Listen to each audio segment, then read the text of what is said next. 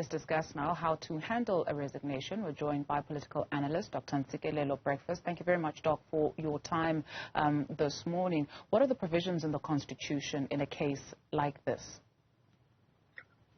Well, all ministers or all members of the executive institution, namely the cabinet, are appointed by the head of state. So I don't think there's a specific provision in terms of how to tender your resignation. But I think this is a good move, and I think he can still bounce back in future in politics if he wants to, because I think he has realized that because he was not elected in the previous conference of the ANC, he will make it very difficult now for the president to choose between himself and Paul Mashatile. And just imagine if he doesn't get appointed again, that would have a political meaning.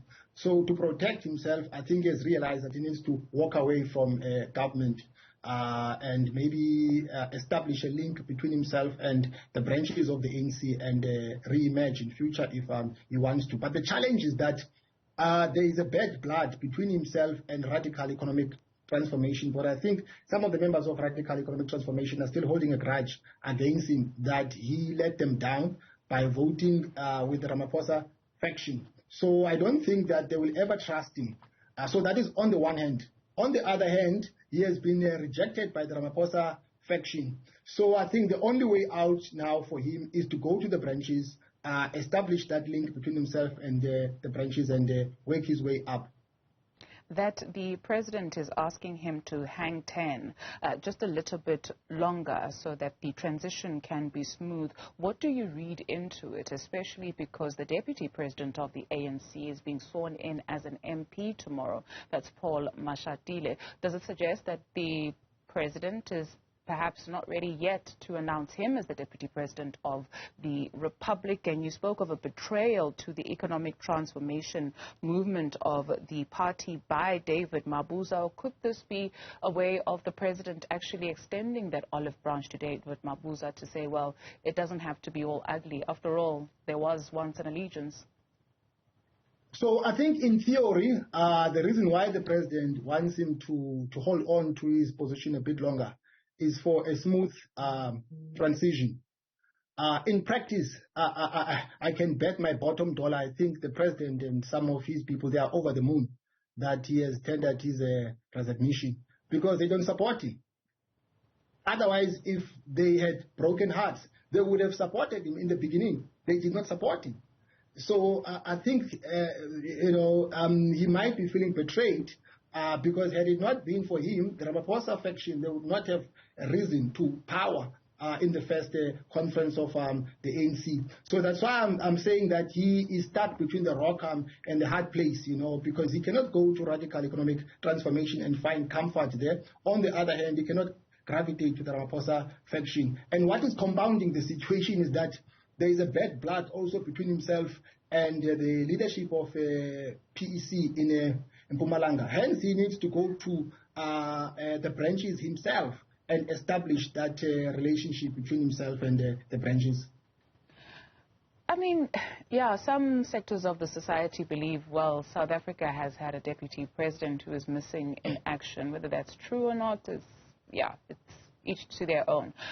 But with the situation we're sitting in currently, where David Mabuza says, well, I have resigned, and the president is asking him to hang 10. How long can the country afford to have or not have a deputy president? What is the implication?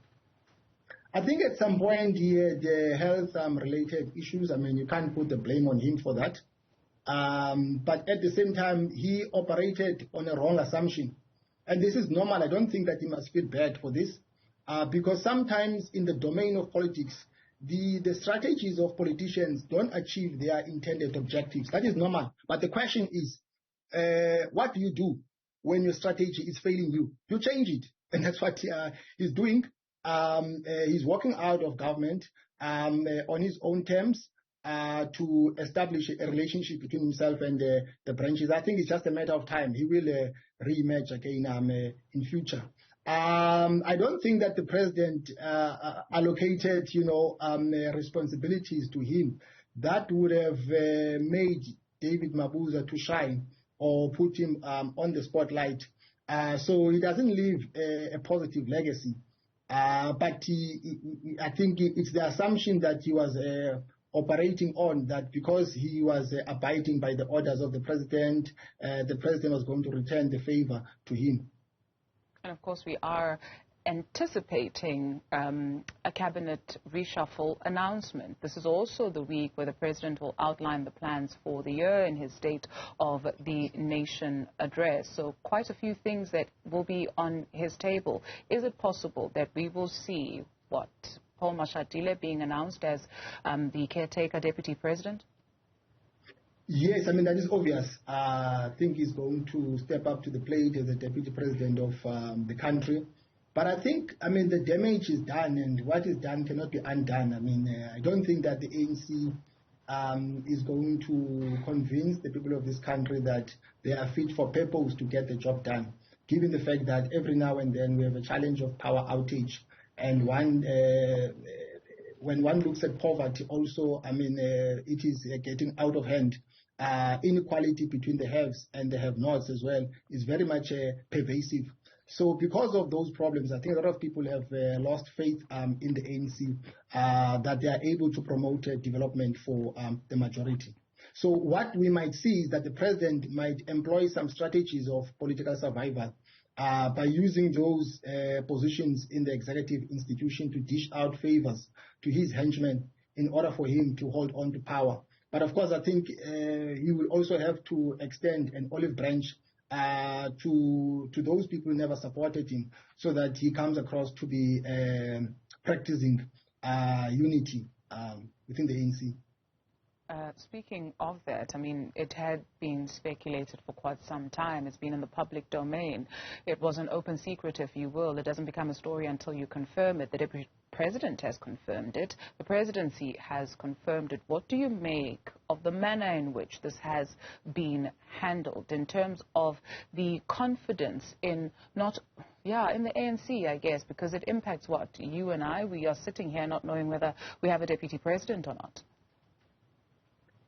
Look, I think, on the battlefield, you have to analyze your own strong points and weaknesses, and the strong points of your opponents and their weaknesses, and based on that, make a move.